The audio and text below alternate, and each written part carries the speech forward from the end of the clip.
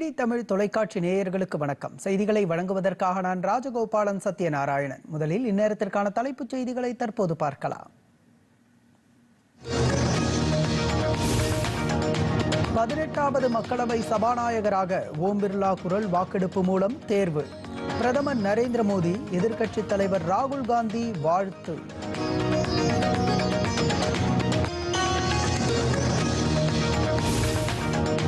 நாடாளுமன்ற வரலாற்றில் 17வது மக்களவை பொற்காலமாக கருதப்படும். மக்களவையில் பிரதமர் நரேந்திர மோடி பேச்சு.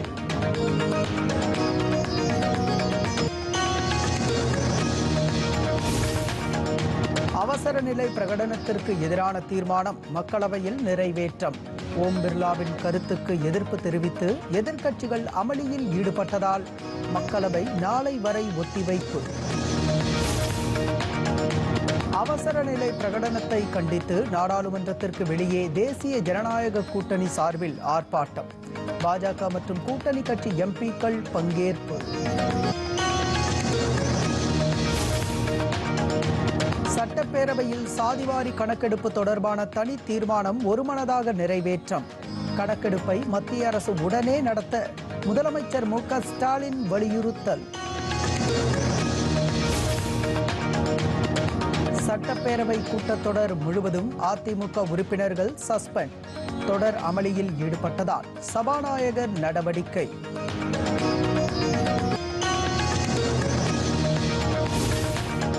தமிழக அரசு ஊழியர்களுக்கு பழைய ஓய்வூதிய திட்டம் மீண்டும் அமல்படுத்துவது குறித்து பரிசீலனை. சட்டப்பேரவையில் நிதியமைச்சர் தங்கம் தென்னரசு தகவல்.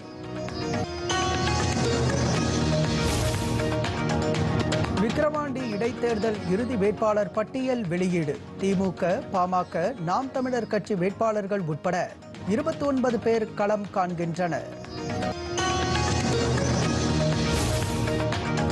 பாரிஸ் ஒலிம்பிக் போட்டிக்கான இந்திய ஹாக்கி அணி அறிவிப்பு.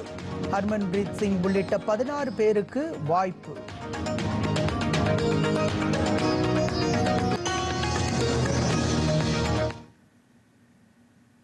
செய்திகளை இனி விரிவாக பார்க்கலாம். 18வது மக்களவைக்கு புதிய சபாநாயகரை தேர்வு செய்வதற்கான தேர்தல் இன்று நடைபெற்றது. இதில் ஓம் பிர்லா 2வது முறையாக சபாநாயகராக தேர்வு செய்யப்பட்டார். அவருக்கு பிரதமர் நரேந்திர மோடி உள்ளிட்ட பல உறுப்பினர்கள் வாழ்த்து தெரிவித்தனர். 18வது மக்களவைத் தலைவராக ஓம் பிர்லா மீண்டும் தேர்ந்தெடுக்கப்பட்டார். நாடாளுமன்ற மக்களவை பகல் 11 மணிக்கு கூடியதும் சபாநாயகர் தேர்தல் தொடங்கியது. ஓம் பிர்லாவின் பெயரை பிரதமர் நரேந்திர மோடி முன்மொழிய மூத்த அமைச்சர்கள் ராஜ்நாத் சிங், அமித்ஷா, மத்திய அமைச்சர் चिराग पासवान ஆகியோர் வழிமொழிந்தனர்.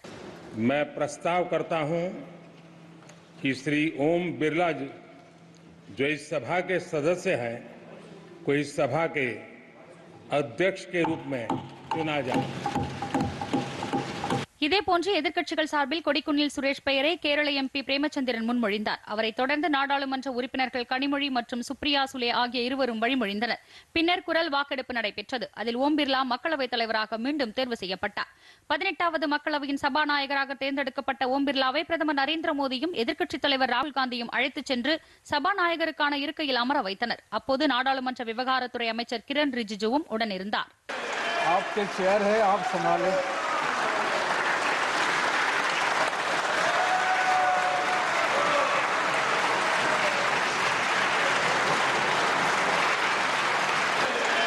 चेयर है, आप संभाले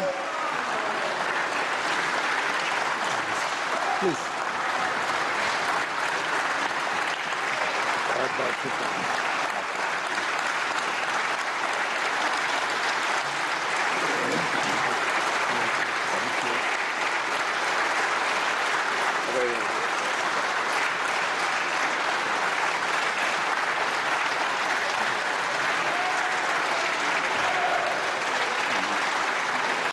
மக்களவை சபாநாயகராக மீண்டும் தேர்வு செய்யப்பட்டுள்ள ஓம் பிர்லாவுக்கு பிரதமர் நரேந்திர மோடி வாழ்த்து தெரிவித்து பேசினார். அப்போது 17வது மக்களவை மாற்றத்திற்கான பல முயற்சிகளை உள்ளடக்கி இருந்ததாக கூறினார். நாடாளுமன்றம் என்பது வெறும் கட்டடம் அல்ல என்றும் அது 140 கோடி மக்களின் விருப்பங்களை நிறைவேற்றும் மையம் என்றும் பிரதமர் பெருமிதம் தெரிவித்தார். ஓம் பிர்லாவின் முந்தைய 5 ஆண்டு சபாநாயகர் பணி சிறப்பான அனுபவத்தை தந்ததாகவும் பிரதமர் பாராட்டினார். गत 20 साल का एक ऐसा कालखंड रहा है कि ज्यादातर स्पीकर या तो उसके बाद चुनाव नहीं लड़े हैं या तो जीत करके नहीं आए हैं। आप समझ सकते हैं कि स्पीकर का काम कितना कठिन है कि उसके लिए दोबारा जीतना मुश्किल हो जाता है, लेकिन आप जीत करके आए हैं, इसके लिए एक नया इतिहास आपने गढ़ा। இதேபோன்று எதிர்க்கட்சித் தலைவர் ராகுல் காந்தியும் ஓம் பிர்லாவுக்கு வாழ்த்து தெரிவித்தார். அப்போது பேசிய அவர், தேர்தலில் வெற்றி பெற்று மக்களவை சபாநாயகராக 2வது முறையாக தேர்ந்தெடுக்கப்பட்ட உங்களுக்கு அனைத்து எதிர்க்கட்சிகள் மற்றும் இண்டி கூட்டணி சார்பில் வாழ்த்து தெரிவித்துக் கொள்கிறேன். இந்த அவை நாட்டு மக்களின் குரலாக ஒலிக்கிறது. நீங்கள்தான் அந்த குரல்களின் இறுதி நடுவர். அரசுக்கு அரசியல் அதிகாரம் உண்டு. ஆனால் எதிர்க்கட்சிகள் இந்திய மக்கள் மற்றும் இளைஞர்களின் குரலாக கடந்த முறையை விட தற்போது கூடுதல் பலத்துடன் ஒலிக்கும் என்று குறிப்பிட்டார். Speaker sir, I'd like to congratulate you for your successful election. For the second time that you have been elected, I'd like to congratulate you on behalf of the entire opposition, on behalf of the India Alliance. இதேபோன்று நாடாளுமன்ற விவகாரங்கள் மற்றும் தகவல் ஒலிபரப்புத்துறை இணையமைச்சருமான L முருகனும் மக்களவை சபாநாயகராக தேர்ந்தெடுக்கப்பட்டுள்ள ஓம் பிர்லாவுக்கு வாழ்த்து தெரிவித்துள்ளார். இது தொடர்பாக அமைச்சர் முருகன் தமது எக்ஸ் வலைதளத்தில் வெளியிட்டுள்ள வாழ்த்துச் செய்தியில், மக்களவை சபாநாயகராக 2வது முறையாக தேர்ந்தெடுக்கப்பட்டுள்ள ஓம் பிர்லாவுக்கு மனம் நிறைந்த வாழ்த்துக்கள் என்றும், அவரது ஆக்கப்பூர்வமான தலைமையில் மக்களவையின் செயல்பாடுகள் முக்கிய முடிவுகள் எடுப்பதில் முன்மாதிரியாக திகழும் என்றும் குறிப்பிட்டுள்ளார். இதேபோன்று திமுக சார்பில் TR பாலு, VCK சார்பில் தொல் திருமாவளவன் உள்பட பிற கட்சிகளின் உறுப்பினர்களும் மக்களவைத் தலைவருக்கு வாழ்த்து தெரிவித்து பேசினர். I wholeheartedly congratulate you on this occasion. In fact, when you occupied the exalted chair, it was I am overwhelmingly enthused to appreciate and shower love and affection on you, sir. மீண்டும் 2வது முறையாக இந்த அவையின் தலைவராக தேர்ந்தெடுக்கப்பட்ட உங்களுக்கு நான் அங்கவகிக்கும் விடுதலை சிறுத்தைகள் கட்சியின் சார்பிலும் இந்தியா கூட்டணியின் சார்பிலும் எனது மனம் நிறைந்த வாழ்த்துக்களை தெரிவித்துக் கொள்கிறேன். முந்தைய காங்கிரஸ் ஆட்சியின் போது பல்ராம் ஜாக்கர் 2 முறை சபாநாயகராக பதவி வகித்துள்ளார். இவருக்கு பிறகு 2 முறை பதவி வகிக்கும் சபாநாயகர் என்ற பெருமையை ஓம் பிர்லா பெற்றுள்ளார் என்பது குறிப்பிடத்தக்கது. 1975ஆம் ஆண்டு அமல்படுத்தப்பட்ட அவசர நிலை பிரகடனத்தை கண்டித்து மக்களவையில் தீர்மானம் ஒன்றை சபாநாயகர் ஓம் பிர்லா இன்று வாசித்தார். இந்த தீர்மானத்திற்கு காங்கிரஸ் கட்சியினர் கடும் எதிர்ப்பு தெரிவித்து அமளியில் ஈடுபட்டனர். இதனைத் தொடர்ந்து 2 நிமிடம் மௌன அஞ்சலி செலுத்தப்பட்டது. இதற்கு எதிர்ப்பு தெரிவித்து காங்கிரஸ் உள்ளிட்ட எதிர்க்கட்சிகள் அமளியில் ஈடுபட்டதால் மக்களவை நாளை வரை ஒத்திவைக்கப்பட்டது.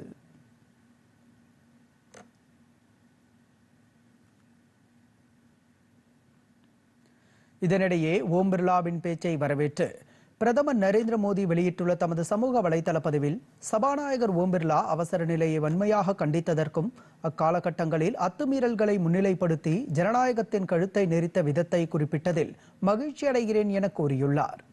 அவசர நிலை பிரகடனம் 50 ஆண்டுகளுக்கு முன்பு அமல்படுத்தப்பட்டது என்ற போதிலும் அது குறித்து இன்றைய இளைஞர்கள் தெரிந்து கொள்ள வேண்டியது முக்கியம் என கூறியுள்ளார். இந்திய அரசியலமைப்பு சட்டம் நசுக்கப்படும் போதும் பொதுமக்களின் கருத்துக்கள் முடக்கப்படும் போதும் எவ்வித விளைவுகள் ஏற்படும் என்பதற்கு அவசர நிலை பிரகடனம் மிக சிறந்த உதாரணம் என்று தெரிவித்துள்ளார். அதே நேரத்தில் அவசர நிலையின் போது நடைபெற்ற சம்பவங்கள் சர்வாதிகாரம் எப்படி இருக்கும் என்பதை காட்டுவதாகவும் பிரதமர் நரேந்திர மோடி குறிப்பிட்டுள்ளார். மத்திய இணையமைச்சர் எல் முருகன் வெளியிட்டுள்ள தமது சமூக வலைதள பதிவில், மக்களவை சபாநாயகர் ஓம் பிர்லா 1975ஆம் ஆண்டு அமல்படுத்தப்பட்ட அவசர நிலைக்கு எதிரான தீர்மானத்தை வாசித்ததை குறிப்பிட்டுள்ளார். இந்த முக்கியமான தீர்மானம் நமது ஜனநாயகத்தின் இருண்ட தினங்களை நினைவூட்டுவதற்காக கொண்டுவரப்பட்டது என்று குறிப்பிட்டுள்ளார். இதுபோன்ற தீர்மானங்கள் நமது ஜனநாயகத்தின் மாண்புகளை பாதுகாக்க வேண்டியதன் முக்கியத்துவத்தை ஒருபோதும் மறக்கக்கூடாது என்பதை உறுதி செய்வதாகவும் கூறியுள்ளார்.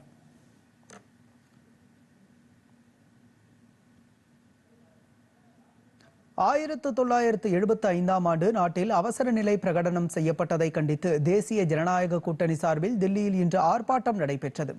நாடாளுமன்றத்திற்கு வெளியே நடைபெற்ற இந்த ஆர்ப்பாட்டத்தில் பாஜக மற்றும் அதன் கூட்டணி கட்சியின் மக்களவை உறுப்பினர்கள் கலந்து கொண்டனர்.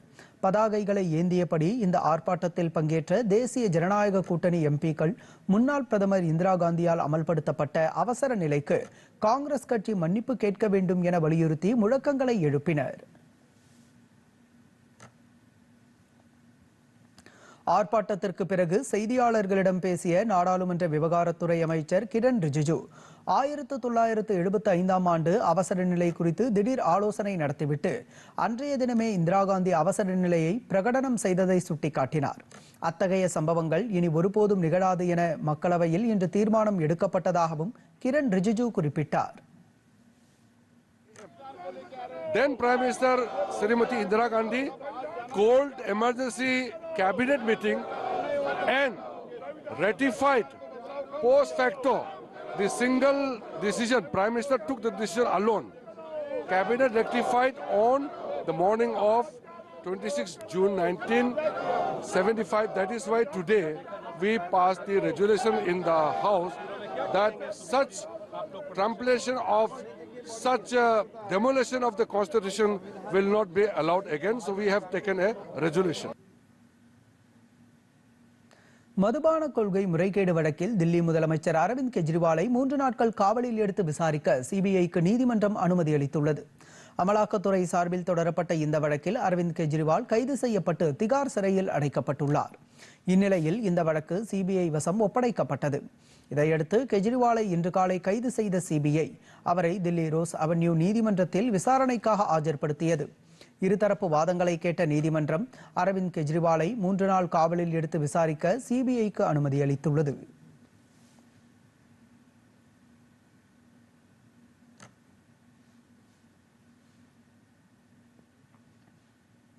நாடு முழுவதும் மத்திய அரசால் சாதிவாரி கணக்கெடுப்புடன் கூடிய மக்கள் தொகை கணக்கெடுப்பு நடத்தப்பட வேண்டும் என்று வலியுறுத்தி முதலமைச்சர் மு.க.ஸ்டாலின் கொண்டு வந்த தனி தீர்மானம் இன்று சட்டப்பேரவையில் ஒருமனதாக நிறைவேற்றப்பட்டது.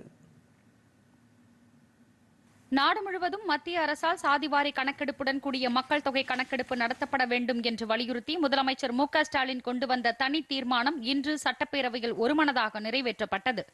இந்திய மக்கள் அனைவருக்கும் கல்வி, பொருளாதாரம், வேலைவாய்ப்பு ஆகிய அனைத்திலும் சம உரிமையும் சம வாய்ப்பும் கிடைப்பதை உறுதி செய்யும் வகையில் திட்டங்களை தீட்டி சட்டங்கள் இயற்ற வழிவகை செய்ய சாதிவாரியான மக்கள் தொகை கணக்கெடுப்பு அவசியம் என்று மு.க.ஸ்டாலின் குறிப்பிட்டார்.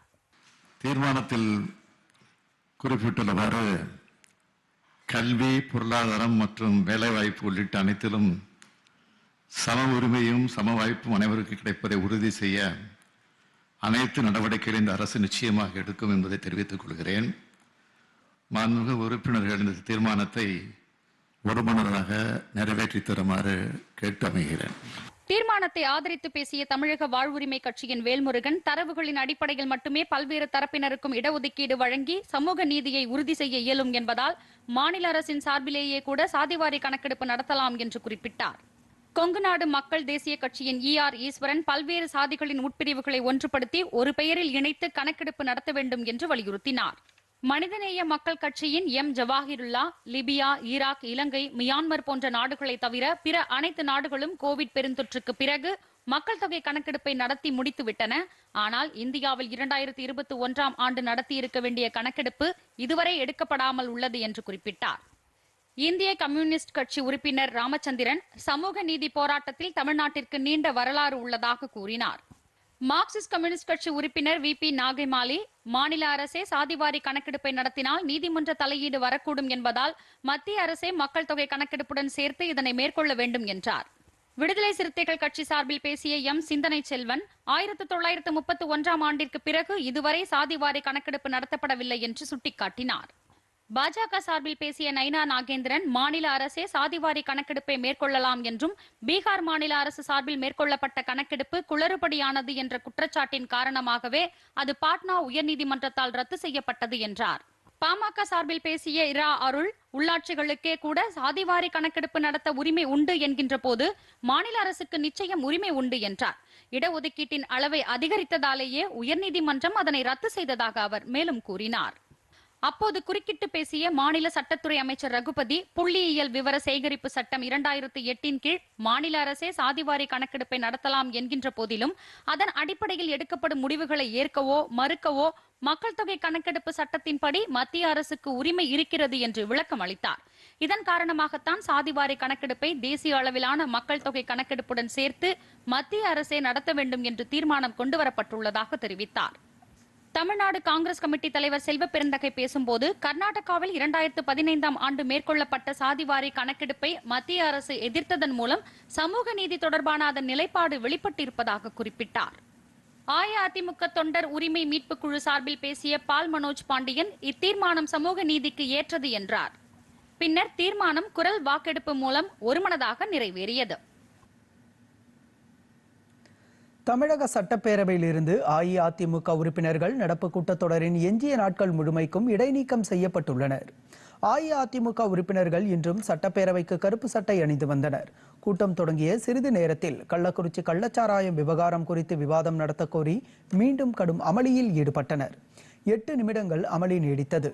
கேள்வி நேரத்திற்கு பிறகு பேசுவதற்கு அனுமதி தருவதாக சட்டப்பேரவைத் தலைவர் அப்பாவு கூறிய போதிலும் அஇஅதிமுக உறுப்பினர்கள் இருக்கையில் அமராமல் தொடர்ந்து அமளியில் ஈடுபட்டனர். இதனைத் தொடர்ந்து சபை காவலர்களை வரவழைத்து அஇஅதிமுக உறுப்பினர்கள் அனைவரையும் வெளியேற்ற சட்டப்பேரவைத் தலைவர் உத்தரவிட்டார். அதனைத் தொடர்ந்து அஇஅதிமுக உறுப்பினர்கள் பேரவையில் இருந்து வெளியேற்றப்பட்டனர். பின்னர் அவை முன்னவர் துரைமுருகன் பேரவை கூட்டத்தொடர் முழுவதும் அவர்களை இடைநீக்கம் செய்யும் தீர்மானத்தை கொண்டு வந்தார். இதனிடையே முதலமைச்சர் மு க ஸ்டாலின் பேசுகையில் கள்ளக்குறிச்சி கள்ளச்சாராய விவகாரத்தில் கேள்வி நேரத்திற்கு பிறகு விவாதம் மேற்கொள்ள அரசுக்கு எந்த தயக்கமும் இல்லை என்றார். இந்த விவகாரத்தில் மாநில அரசு உரிய அனைத்து நடவடிக்கைகளையும் மேற்கொண்டு வருவதாக சுட்டிக்காட்டினார்.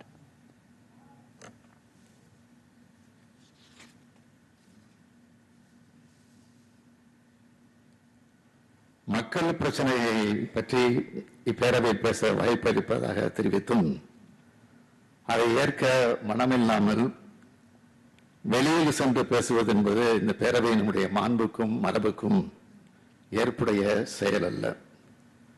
பிரதான எதிர்க்கட்சியாக செயல்பட வேண்டிய அதிமுக மக்களுக்கு ஆற்ற வேண்டிய ஜனநாயக கடமை ஆற்றாமல் வீண் விளம்பரத்தை தேடுவதிலேயே முனைப்பாக உள்ளது. ஆனால் இந்த துயர சம்பவம் குறித்து உண்மையான அக்கறையுடன் உரிய நடவடிக்கைகளை இந்த அரசு மேற்கொண்டிருக்கிறது. இதுதான் நமக்கும் அவர்களுக்கும் உள்ள வேறுபாடு. பின்னர் குரல் வாக்கெடுப்பின் அடிப்படையில் அமளியில் ஈடுபட்ட அஇஅதிமுக உறுப்பினர்களை தொடரின் எஞ்சிய நாட்கள் முழுமைக்கும் இடைநீக்கம் செய்து பேரவைத் தலைவர் அப்பாவு உத்தரவு பிறப்பித்தார். இந்நிலையில் அவைக்கு வெளியே செய்தியாளர்களிடம் பேசிய எதிர்க்கட்சித் தலைவர் எடப்பாடி பழனிசாமி மக்கள் பிரச்சனை குறித்து பேரவையில் பேச தங்களுக்கு அனுமதி மறுக்கப்படுவதாக குற்றம் சாட்டினார். விதிக்கு உட்பட்டு சட்டப்பேரவையில் விவாதிக்க வேண்டும் என்று கொண்டு வருகின்ற பொழுது இந்த பிரச்சனையுடைய ஆழத்தை கருதி மாண்புமிகு பேரவைத் தலைவர்கள் அனுமதி கொடுத்திருக்க வேண்டும். வேண்டுமென்றே திட்டமிட்டு எங்களுக்கு அந்த அனுமதியை மறுப்பது வருத்தத்தையும் வேதனையும் அளிக்கிறது.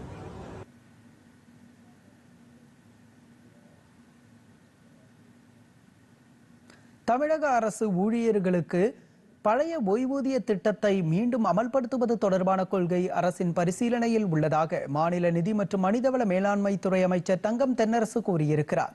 சட்டப்பேரவையில் இன்று தமது துறை தொடர்பான மானிய கோரிக்கைகள் மீது நடைபெற்ற விவாதத்தின் போது குறுக்கிட்டு பேசிய அவர் பழைய ஓய்வூதிய திட்டத்தை அமல்படுத்துவதற்கான சாத்தியக்கூறுகளை ஆராய அமைக்கப்பட்ட குழு ஓய்வூதிய ஒழுங்குமுறை வளர்ச்சி ஆணையம் போன்ற பல்வேறு அமைப்புகளுடன் ஆலோசனை நடைபெற்று வருவதாக தெரிவித்தார். திட்டத்தினை செயல்படுத்துவதற்கு சாத்தியக்கூறுகளை ஆய்வு செய்து அரசுக்கு உரிய பரிந்துரைகளை அளிக்கும் வகையில் அமைக்கப்பட்ட வல்லுநர் குழு பல்வேறு பணியாளர் சங்கங்களுடைய கருத்துக்களை கேட்டறிந்திருக்கிறது. ஓய்வூதிய நிதி ஒழுங்குமுறை மற்றும் வளர்ச்சி ஆணையம் PFRDA அளித்துள்ள பல்வேறு கருத்துக்களின் அடிப்படையிலும் ஆய்வு செய்து அளித்துள்ள பரிந்துரைகள் மீதான அரசினுடைய கொள்கை முடிவு அரசினுடைய பரிசீலனையில் இருக்கிறது என்பதை நான் தெரிவித்துக் கொள்ள விரும்புகிறேன். மத்திய மாநில அரசுகள் இணைந்து மேற்கொள்ளும் திட்டங்களுக்கான மத்திய அரசுகளின் பங்களிப்பு குறைந்து கொண்டே வருவதாக அமைச்சர் தங்கம் தென்னரசு குறிப்பிட்டார். சென்னை 2ஆம் மெட்ரோ ரயில் திட்டத்திற்கான நிதி மத்திய அரசால் வழங்கப்படவில்லை என்றும் இதனால் தமிழக அரசுக்கு 12,000 கோடி ரூபாய் இழப்பு ஏற்பட்டிருப்பதாகவும் குறிப்பிட்டார்.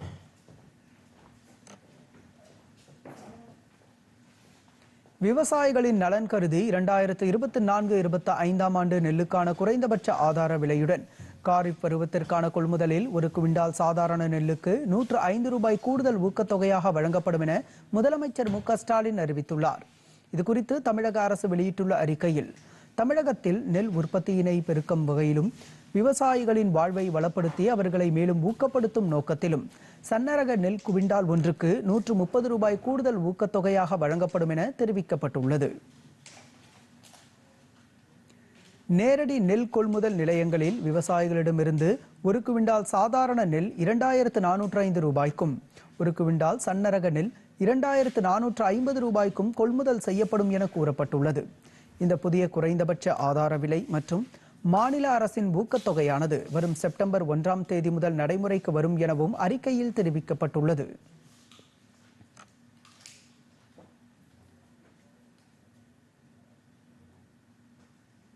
கள்ளக்குறிச்சி கள்ளச்சாராய சம்பவம் குறித்து தேசிய மகளிர் ஆணையம் இன்று தனது விசாரணையை தொடங்கியது. கள்ளக்குறிச்சியில் கள்ளச்சாராயம் அருந்தி உயிரிழந்தவர்களின் எண்ணிக்கை 63ஆக அதிகரித்துள்ளது. கள்ளக்குறிச்சி சுற்றுவட்டார கிராமங்களில் கள்ளச்சாராயம் அருந்தியதால் உடல்நலம் பாதிக்கப்பட்டவர்கள் அரசு மருத்துவமனையில் அனுமதிக்கப்பட்டு சிகிச்சை பெற்று வருகின்றனர். இந்நிலையில் இந்த விவகாரத்தை தேசிய மகளிர் ஆணையம் தாமாக முன்வந்து விசாரணை நடத்த உத்தரவிட்டுள்ளது.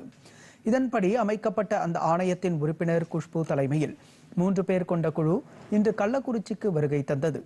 அங்குள்ள அரசு மருத்துவமனையில் சிகிச்சை பெற்று வருவோரை அக்குழுவினர் நேரில் சந்தித்து ஆறுதல் கூறினர்.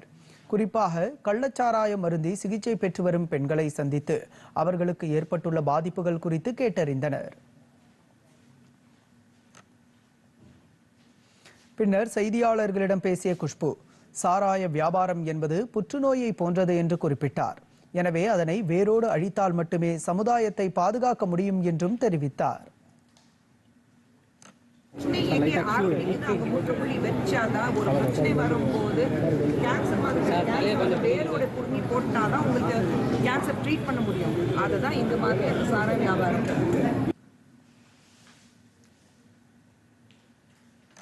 விக்கிரவாண்டி இடைத்தேர்தலில் போட்டியிடும் இறுதி வேட்பாளர்கள் பட்டியல் வெளியிடப்பட்டுள்ளது. இதில் திமுக, பாமக, நாம் தமிழர் கட்சி வேட்பாளர்கள் உட்பட 29 பேர் களத்தில் இருப்பதாக தேர்தல் அலுவலர் அறிவித்துள்ளார்.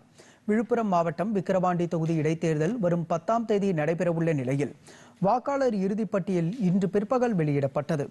அனைத்து கட்சி பிரதிநிதிகள் முன்னிலையில் தேர்தல் அலுவலர் சந்திரசேகர் வேட்பாளர் பட்டியலை வெளியிட்டார். இதில் திமுக வேட்பாளர் அன்னியூர் சிவா, பாமக வேட்பாளர் சி அன்புமணி, நாம் தமிழர் கட்சி வேட்பாளர் அபிநயா உள்ளிட்ட அங்கீகரிக்கப்பட்ட அரசியல் கட்சி வேட்பாளர்கள், சுயேட்சை வேட்பாளர்கள் உட்பட மொத்தம் 29 பேர் வேட்பாளராக தேர்வு செய்யப்பட்டுள்ளனர்.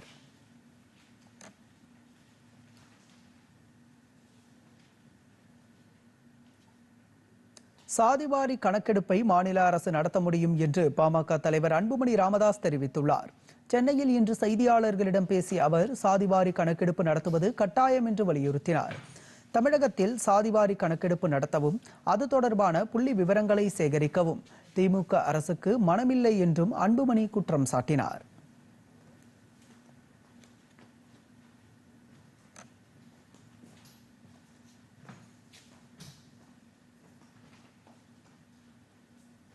நாங்கள் கேட்கறது தமிழ்நாட்டில் ஜாதிவாரி கணக்கெடுப்பு நடத்தணும். அதுதான் எங்களுடைய முதன்மை கோரிக்கை. நடத்தி எந்தெந்த சமுதாயங்கள் இந்த இடஒதுக்கீட்டில் பயன்பெற்றிருக்கின்றார்கள், எந்தெந்த சமுதாயங்கள் பயன்பெறவில்லை என்று முதல்ல நம்ம தெரிஞ்சுக்கணும், அரசு தெரிஞ்சுக்கணும். அதுதான் எங்களுடைய முதன்மை கோரிக்கை. அதெல்லாம் எங்களோட கோரிக்கை. அப்ப நீங்க எடுத்தா தானே தெரியும் உங்களுக்கு. நாங்க எடுக்காமலே தட்டி கழிச்சு உங்களுடைய அதிகாரத்தை தட்டி கழிச்சு அப்ப எடுக்கிறது மனசு இல்லைன்னு சொல்லிட்டு போங்களேன்.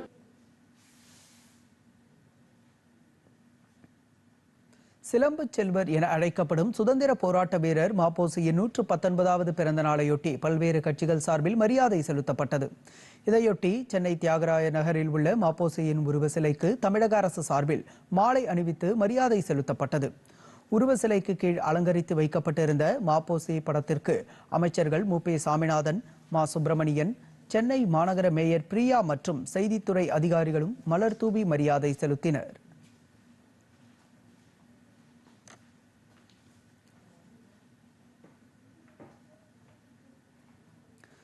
பாஜக சார்பில் மாநில தலைவர் அண்ணாமலை, மூத்த தலைவர்கள் உள்ளிட்டோரும் மாப்போசியின் சிலைக்கு மாலை அணிவித்து மரியாதை செலுத்தினர். இது குறித்து அண்ணாமலை வெளியிட்டுள்ள தமது சமூக வலைதள பதிவில், மொழிவாரி மாநிலங்கள் பிரிக்கப்பட்ட போது சென்னை, திருத்தணி உள்ளிட்ட பகுதிகளை தமிழகத்துடன் இணைக்க பல போராட்டங்கள் நடத்தி வெற்றி கண்டவர் மாப்போசி என புகழாரம் சூட்டியுள்ளார்.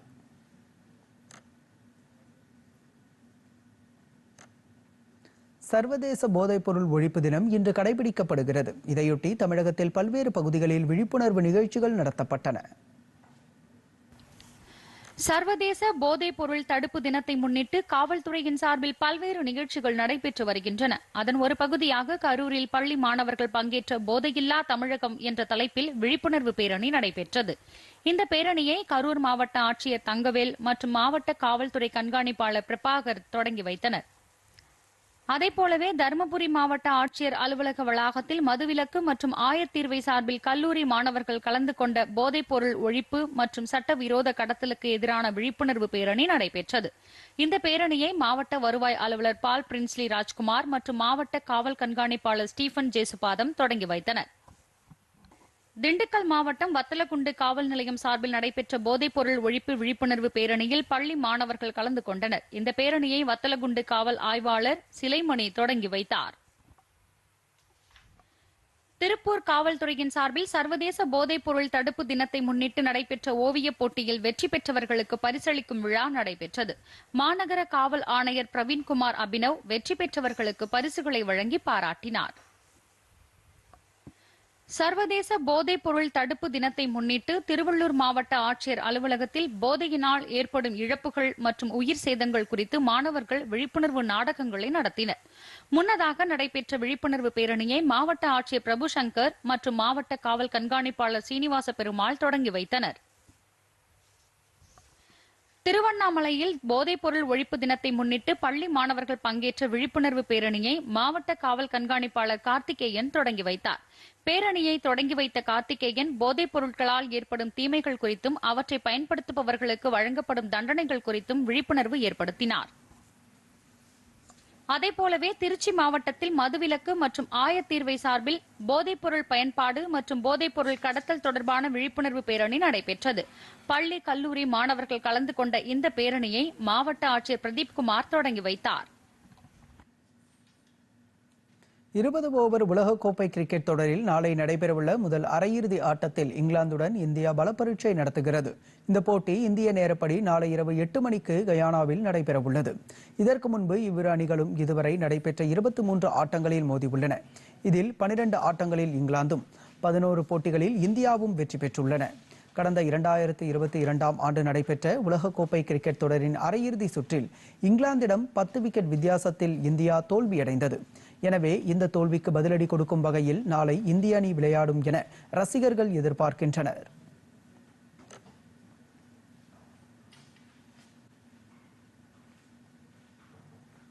பாரிஸ் ஒலிம்பிக் போட்டிக்கான 16 பேர் கொண்ட இந்திய ஆடவர் ஹாக்கி அணி அறிவிக்கப்பட்டுள்ளது. பிரான்ஸ் தலைநகரான பாரிஸில் வரும் ஜூலை மாதம் 26ஆம் தேதி முதல் ஆகஸ்ட் 11ஆம் தேதி வரை ஒலிம்பிக் போட்டி நடைபெறுகிறது. இந்நிலையில் பாரிஸ் ஒலிம்பிக் தொடருக்கான 16 பேர் கொண்ட இந்திய ஆண்கள் ஹாக்கி அணி அறிவிக்கப்பட்டுள்ளது. ஹர்மன்பீர் சிங் கேப்டனாகவும் ஹர்தீக் சிங் துணை கேப்டனாகவும் நியமனம் செய்யப்பட்டுள்ளனர். இதில் 5 வீரர்கள் முதல் முறையாக ஒலிம்பிக் போட்டிக்கு தகுதி பெற்றுள்ளனர். இந்திய அணி ஜூலை 27ஆம் தேதி தனது முதல் போட்டியில் நியூசிலாந்து அணியை எதிர்கொள்கிறது. ஜப்பானின் டோக்கியோவில் கடந்த முறை நடந்த ஒலிம்பிக் போட்டியில் இந்திய ஆண்கள் அணி வெண்கலப் பதக்கம் வென்றது குறிப்பிடத்தக்கது.